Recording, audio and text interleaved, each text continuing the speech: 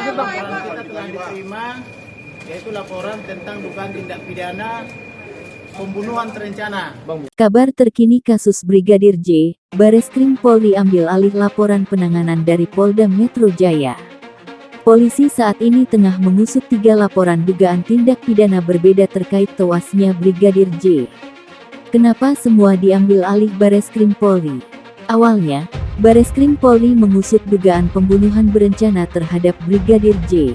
Laporan itu dilayangkan oleh kuasa hukum keluarga Brigadir J, Kamarudin Simanjuntak, pada Senin tanggal 18 Juli tahun 2022. Sementara itu, Polda Metro Jaya menangani dugaan kasus pelecehan dan pengancaman serta kekerasan oleh Brigadir J terhadap istri Irjen Verdi Sambo. Kasus yang sebelumnya ditangani Polres Metro Jakarta Selatan ini, lebih dahulu dilaporkan pihak Verdi Sambo daripada laporan keluarga Brigadir J ke Bareskrim Polri.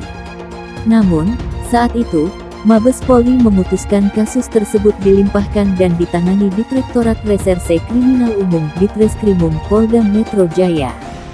Kini Bareskrim Polri menarik 2 laporan dugaan tindak pidana terkait tewasnya Nofriansyah Yosua Huta Barat atau Brigadir J dari Polda Metro Jaya. Laporan polisi LP itu kini dijadikan satu dengan laporan dugaan pembunuhan berencana Brigadir J yang sejak awal ditangani oleh Bareskrim.